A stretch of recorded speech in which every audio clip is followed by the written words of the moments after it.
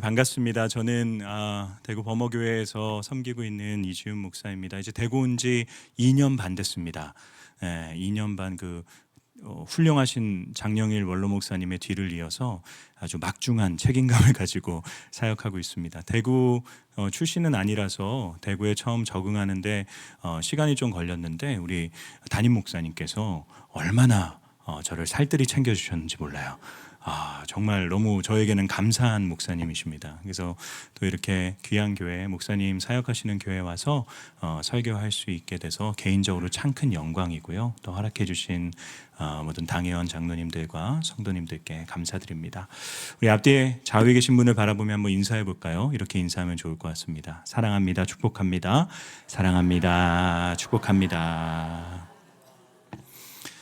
네, 교사 헌신 예배로 저를 불러주셨어요. 교사들을 대상으로 한번 말씀을 좀 준비해 봤는데 먼저 제 얘기를 조금 드려야 될 것 같아요. 이 번듯해 보이는 지금 저의 모습에서는 상상도 하실 수 없겠지만 저는 저희 어머니의 눈에 눈물을 마를 날이 없게 했던 아들입니다.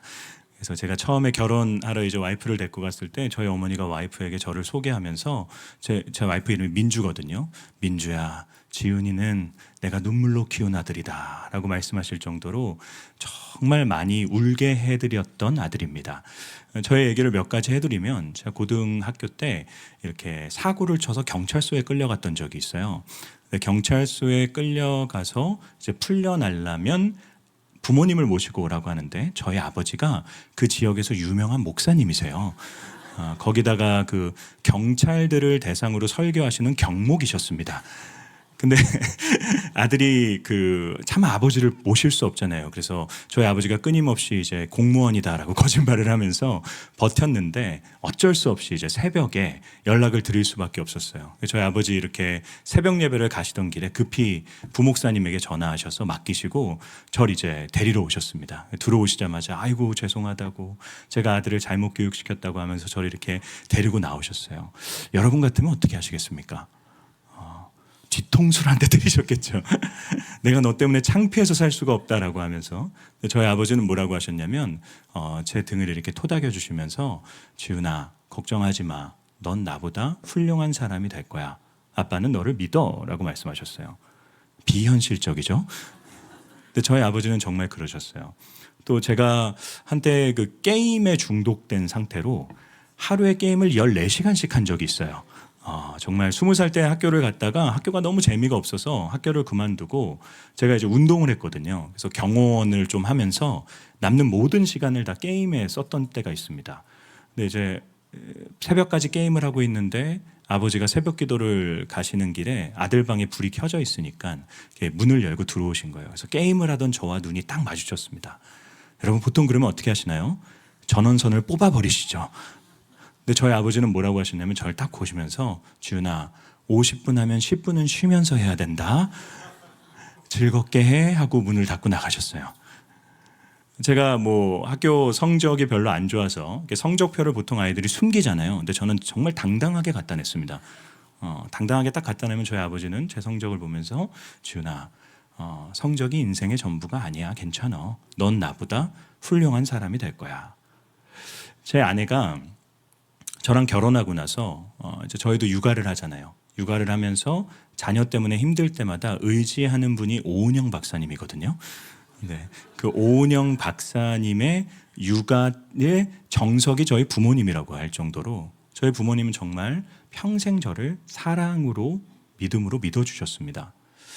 저는 사실 엇나가려면 많이 엇나갔던 삶인데 저희 부모님을 통해서 무조건적인 예수님의 사랑이라는 것이 이런 거구나라는 것을 좀 경험했던 사람입니다.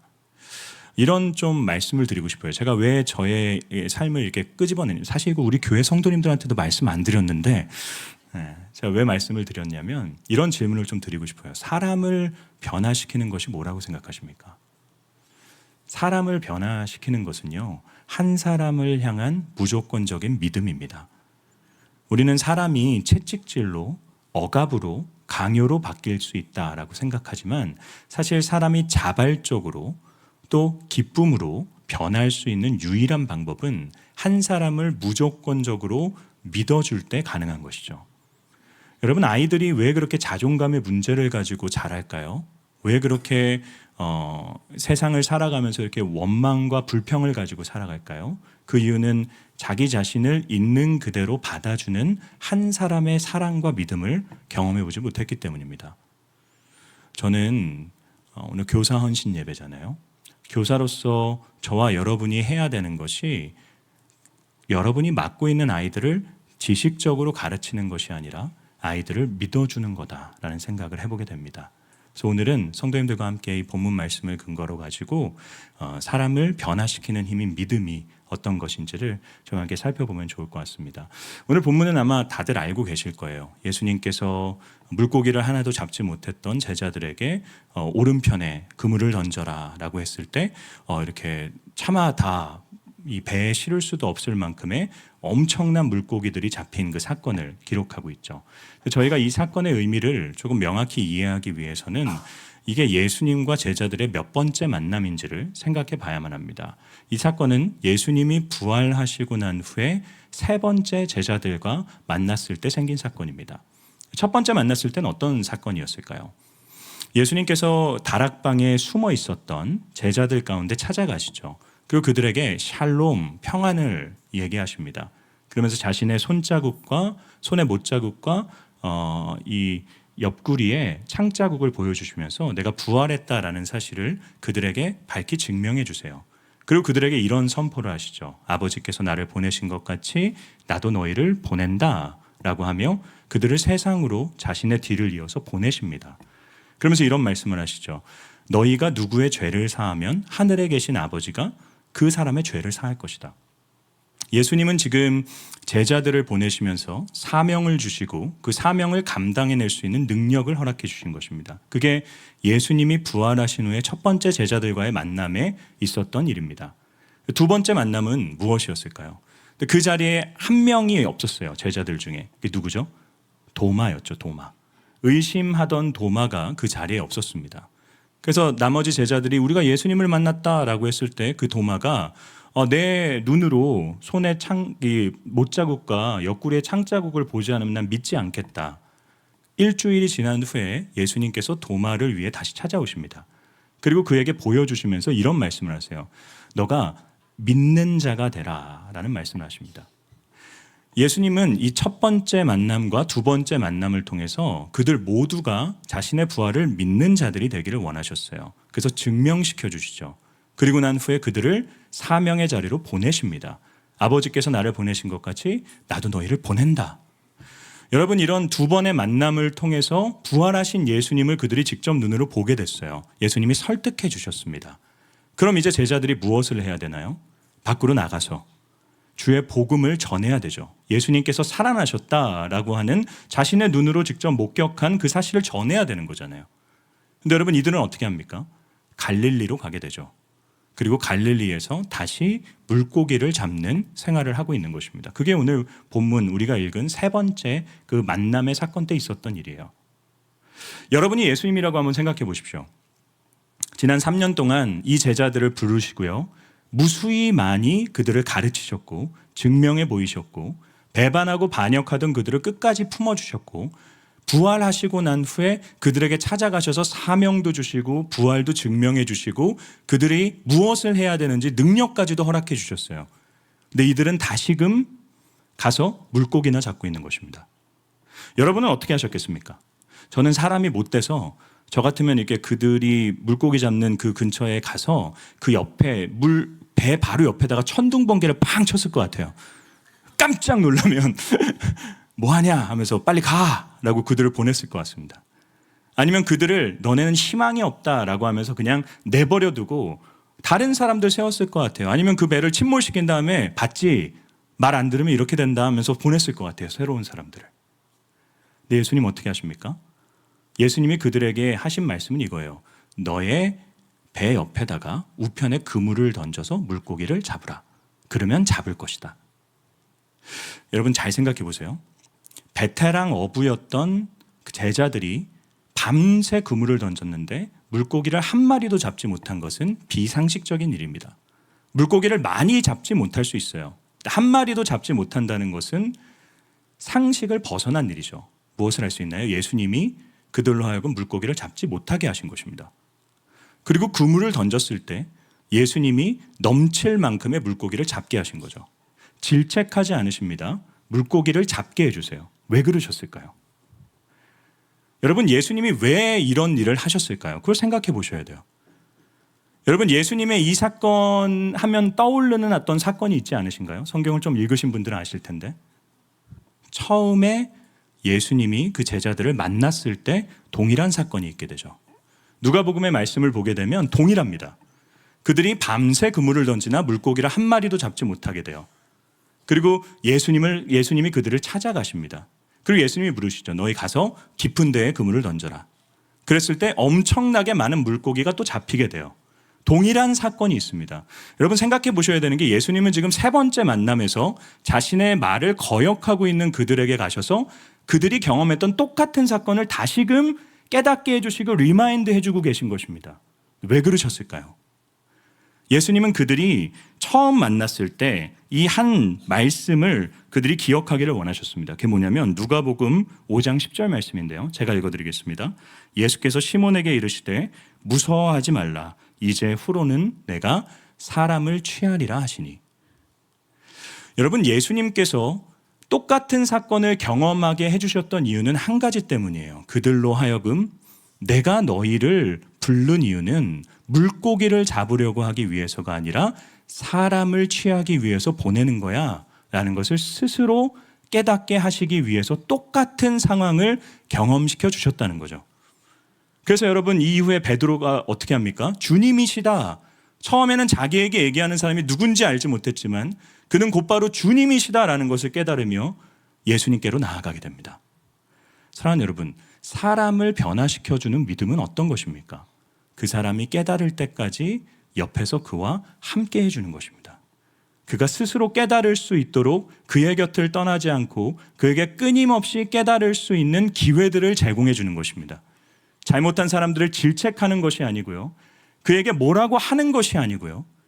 그가 깨닫고 돌이킬 때까지 끊임없이 그의 옆을 지켜주며 그를 믿어주며 그를 격려해 주는 것. 그게 사람을 변화시키는 믿음인 것이죠. 여러분, 교사로서 여러분은 어떻게 아이들을 대하고 계십니까? 여러분이 맡고 있는 여러분의 반 아이들에게 여러분은 지식 전달자로서 계십니까? 아니면 그 아이들을 깨닫게 해주는 존재로 그 아이들을 대하고 계십니까? 여러분, 우리는 아이들을 대할 때 늘 아이들을 믿어줄 수 있어야 돼요. 그 아이들이 변할 수 있다라는 믿음을 갖고 그 아이들을 대할 수 있어야 됩니다. 목회를 하면서 제가 늘 하나님께 기도하는 것 중에 하나가 있어요. 하나님, 복음이 사람을 변화시킬 수 있다라는 믿음을 포기하지 않게 해주세요. 왜냐하면 설교를 계속해서 하는데 그 설교에 아멘으로 화답하지만 전혀 바뀌지 않는 사람들을 볼 때 우리의 마음속에 포기가 생기게 됩니다. 근데 저는 여전히 복음이 사람을 변화시킬 수 있다는 것을 믿습니다. 여러분이 자녀들, 여러분의 맡고 있는 아이들을 대할 때도 동일한 믿음의 태도로 대해줄 수 있어야 된다는 거죠. 제가 청소년 사역을 할 때 중등부 아이들을 대할 때인데요. 그 아이들 중에 상당히 날아다니는 아이들이 있었어요. 이 지역에서 가장 유명한 아이들이었습니다. 제가 처음에 이제 사역을 하러 갔는데 교육자분들이 다 저를 불쌍히 여기시는 거예요. 아이고, 어떡해요, 전도사님 하면서 지금 중등부에 진짜 어마무시한 애들이 있는데 걔네 못 잡으면 전도사님 사역 못 합니다. 막 그런 얘기를 하는 거예요. 이 아이들은 다 학교를 안 다녔어요. 다 학교를 그만두고 이 아이들이 주로 하고 다녔던 거는 동네에 오토바이를 훔치고 다니는 거였어요. 그래서 이제 오토바이를 훔치다가 경찰한테 잡히면 보통 도망가잖아요. 이 아이들은 경찰을 때렸던 아이들이에요. 어마무시한 아이들이었습니다. 술, 담배는 기본이었고요. 어느 날은 이제 교회에서 자기들을 뭐라고 한다고 해서 교회에 불을 지른 아이들이에요. 이렇게 주일 예배가 끝나고 어른들한테 불만이 있으면 어른들이 쭉 내려오는 그 교회 본당 앞에서 일렬로 서서 담배를 피던 아이들입니다. 저한테 본드를 불고 저한테 전화를 해요. 한여름이었는데 갑자기 전화 와서 선생님 너무 춥습니다. 막 그러면서 그러는 아이들이었어요. 얼마나 교회에서 이 아이들에게 뭐라고 했겠어요. 근데 제가 뭐 그 아이들처럼 저는 심각하진 않았지만 저는 그 아이들이 이상하게 좋더라고요. 그래서 그 아이들이랑 참 친하게 지냈습니다. 매일같이 떡볶이 사주고 학교 안 다니니까 시간이 많잖아요. 그러니까 야 나와 그럼 언제든지 나왔어요. 제가 예전에 그 게임에도 빠져 있었지만 만화책에도 빠져 있었거든요. 저희 집이 웬만한 만화방보다 만화책이 많았어요.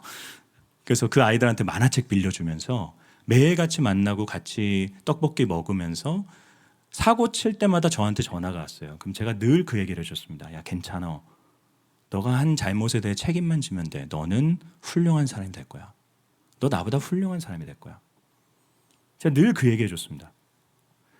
그 아이들은 주일 예배 때 그 진짜 대단한 아이들이었어요. 보통 예배가 저희 중등부 예배가 9시였거든요. 중등부 예배가 9시인 교회는 대단한 교회입니다. 아들이 올 때 다 화가 있어요. 네, 얼굴에 화가 난 채로 교회로 오는데 그래서 교회를 안 나오는 애들도 많았는데 이 아이들은 정말 교회 출석을 잘했어요.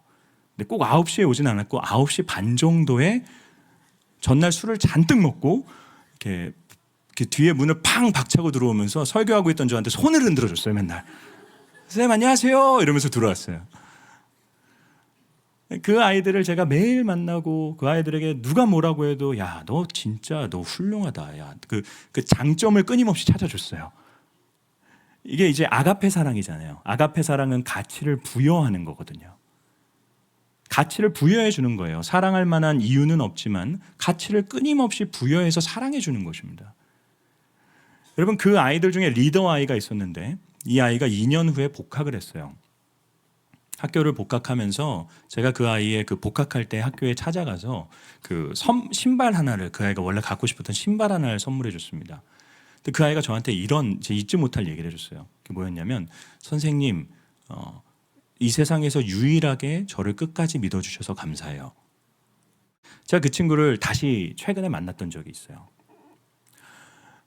여러분 뭐가 사람을 변화시킬까요? 저는 그 아이한테 너 왜 그렇게 사니? 너 그렇게 살아서 너 어떻게 되려고 하니? 그런 얘기 한 적이 한 번도 없어요. 모두가 그 아이에게 그렇게 얘기했지 누구도 그 아이에게 너는 괜찮아 라고 얘기해 준 적이 없어요. 여러분이 담당하고 있는 아이들이 어떠한 삶의 어려움과 괴로움 가운데 있는지 알지 못합니다.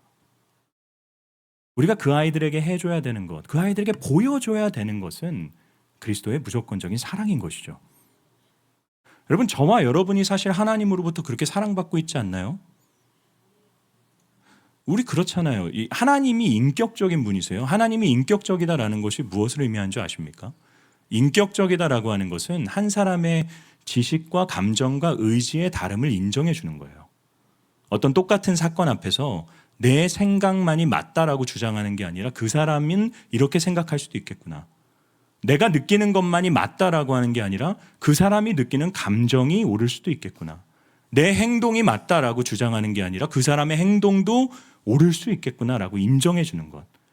그 사람의 지식과 감정과 의지가 다를 수 있다는 걸 인정해 주는 게 인격적으로 누군가를 대하는 거죠. 하나님은요, 저와 여러분을 인격적으로 대해 주십니다. 그분은 우리의 생각의 다름을 인정해 주세요. 그분은 우리의 감정의 다름을 인정해 주세요. 그분은 우리의 행동의 다름을 인정해 주십니다. 하나님이 우리를 그렇게 사랑해 주고 계시지 않나요? 무엇보다 여러분, 우리가 그분 앞에서 얼마나 많은 죄악을 짓고 있습니까? 우리가 짓는 죄악들이 어떻습니까? 거의 대부분이 다 지었던 죄악들이에요. 우리는 똑같은 죄악을 죽을 때까지 회개하면서 계속해서 짓는 인생들입니다. 제가 예전에 이런 생각을 한 적이 있어요. 주일 아침 9시만 되면 전 세계 교회에서 다 하나님께 죄송하다고만 기도해요. 그렇게 살지 못해서 죄송합니다. 저는 이 기도를 안 드리는 교회를 한 번도 본 적이 없어요. 모두가 죄송한 거죠. 근데 똑같은 죄악으로 52주 동안, 아니 평생 동안 하나님께 죄송합니다만 기도하는 게 우리의 현실입니다. 똑같은 사람이 여러분에게 한 3번 잘못했습니다. 용서해 줬어요. 4번 잘못했습니다. 용서해 줬어요. 몇 번이나 용서할 수 있겠습니까? 하나님은 저와 여러분의 똑같은 죄악을 끊임없이 용서해 주고 계세요. 끊임없이 받아주시고 용납해 주십니다. 여러분, 우리가 그런 용납받는 사랑을 경험하고 있지 않나요? 근데 우리는 왜 그렇게 다른 사람들에게는 날 서 있습니까? 왜 그렇게 그 아이들에게는 우리가 너무나도 엄격한 기준을 제시하면서 그 아이들에게 정답만을 이야기하고 있습니까? 여러분, 그리스도인은 자기 자신에게는 엄격하지만 타인에겐 관대할 수 있는 사람들이에요. 우린 늘 이걸 반대로 하죠. 무엇보다 여러분, 믿어줘야 되는 이유가 뭔지 아세요? 믿어줄 때 하나님이 그 사람을 변화시키기 때문입니다. 하나님이 변화시키세요. 우리가 무슨 능력이 있습니까? 우리가 그 사람들을, 그 아이들을 어떻게 변화시킬 수 있습니까? 우리가 하는 건 그저 믿어주는 것이고, 그를 위해 기도할 때 변화시키는 주체자는 하나님이십니다. 하나님이 붙드시고 하나님이 바꾸시는 거예요. 제가 그 청소년 사역을 할 때 늘 기억했던 한 이야기가 있어요. 미국에 있는 시카고의 한 고등학교에서는 이렇게 보통 미국에선 성적을 줄 때 이렇게 수미양가, 우리로 따지면 가 학점을 받는 아이들을 F 학점이라고 합니다. F. 이 F 학점은 fail이라는 뜻이에요. 너 이 과목을 수료하기에 실패했다라는 의미를 갖고 있습니다. 근데 그 학교는 꼴찌한 아이들에게, 그 F 학점을 받는 아이들에게 너는 F야라고 얘기하지 않고요, not yet이라고 얘기한대요. not yet. not yet은 너는 아직 되지 않을 것뿐이야. 너는 실패한 게 아니라 너는 not yet, 아직 완전하지 않은 거야. 여러분, 저는 우리가 not yet의 정신으로 아이들을 바라봐 줘야 된다고 생각합니다. not yet이에요. 하나님이 우리를 어떻게 보십니까? 되어질 모습으로 봐주십니다. 그분이 우리를 구원하시며 그러시잖아요. 너가 이미 구원됐다. 우리 아직 여전히 몸부림치며 살고 있지 않습니까? 그런데 하나님은 우리가 이미 완성된 존재로 우리를 바라봐 주시는 거예요. 기드온이 숨어서 그 타작마당에서 정말로 숨어가지고 미디안 족속들을 피해서 도망쳐서 정말 겁쟁이처럼 거기서 타작하지 않습니까? 그런데 하나님이 나타나셔서 기드온에게 뭐라고 말씀하시는지 아세요? 큰 용사여 라고 말씀하세요. 그는 전혀 큰 용사가 아니었습니다. 그의 모습은 겁쟁이였어요. 그런데 하나님은 그의 되어질 모습을 바라봐 주십니다. not yet이죠. 여러분이 담당하는 아이들 not yet이에요. 되어지고 있는 과정입니다. 하나님이 되게 하실 것입니다. 사랑하는 교사 여러분, 가르침을 멈추십시오. 여러분, 지식적인 가르침을 물론 중요하지만 여러분에게 정말로 중요한 것은 아이들 한 명 한 명을 정말로 믿어주는 것입니다. 그리스도의 복음을 전파하는 두 가지의 방법이 있다고 하잖아요. 입으로 선포하든지 삶으로 드러내든지. 교사는 반드시 삶으로 드러내야 될 사람들입니다. 그래서 저는 이 표현을 되게 좋아해요. 한 신약 학자가 이런 얘기를 했습니다. 그리스도인은 질문을 유발시키는 사람들이다라는 얘기를 했어요. 그리스도인은 질문을 유발시키는 사람들. 도대체 저 사람은 왜 저렇게 행동하지? 어떻게 저 사람은 그렇게 참을 수 있지? 어떻게 저 사람은 저렇게 사람들에게 친절할 수 있지? 그리스도인은 끊임없이 질문을 유발시키고 끊임없이 사람들로 하여금 궁금하게 만들어내는 사람들인 것이죠. 우리의 그 모든 행동의 이유가 그리스도이기 때문입니다. 마지막으로 제 얘기를 좀 해드리고 마치도록 할게요. 제가 이제 많이 사고를 쳤다라고 말씀드렸잖아요. 제가 20살 때 이제 학교를 그만두고 나중에 이제 학교에 들어가서 신학교에 가게 되죠. 이 28살 때 제가 예수님이 저를 만나 주셔서 회심하게 됐거든요. 그리고 이제 신학대학원에 들어가서 졸업을 하고 이제 목사 안수를 받았을 때 저희 아버지가 그 지갑에서 명함 하나를 저한테 주셨어요. 되게 음식점 명함이었습니다. 그래서 뭐요, 여기 식사하러 가자고요? 라고 여쭤봤더니 저한테 그 명함에 대한 얘기를 해주셨어요. 제가 20살 때 학교를 그만둘 때, 대학교를 그만둘 때 아버지가 저를 이제 어디 식당에 데리고 가셨는데 식사를 하고 이제 계산을 하고 나오시는데 문득 하나님께서 이 명함을 지훈이가 목사가 될 때까지 빼지 않겠습니다라고, 빼지 않았으면 좋겠다는 마음을 주셨대요. 그래서 그 명함을 가져가지고 지갑에 가장 잘 보이는 곳에 명함을 꽂아 놓으신 거예요. 그리고 10년 동안 제가 목사가 되기를 위해서 지갑을 열 때마다 기도하셨습니다. 그리고 10년 후에 아버지의 고백대로 제가 목회자가 됐을 때 저한테 그 명함을 주신 거예요. 여러분, 지난 10년 동안 저희 아버지의 기도는 저를 위한 것이었습니다. 저를 믿어주는 기도였어요. 하나님, 지훈이가 목회자로서 하나님께 쓰임 받기를 원합니다. 저희 아버지가 믿은 것은 저를 믿은 것이 아니죠. 하나님을 믿은 것입니다. 여러분, 아이들을 믿어주십시오. 그 아이들의 주인이신 하나님을 믿으십시오. 그리고 그 아이들을 위해서 끊임없이 기도해 주시고 여러분은 믿어주십시오. 하나님이 언젠간 그분의 때에 그 아이들의 인생을 만나주시고 그 아이들을 자신의 것으로 사용하실 것을 믿습니다. 이 일에 귀하게 쓰임받는 우리 모든 교사분들 될 수 있기를 주님의 이름으로 축원합니다. 기도하겠습니다. 사랑하는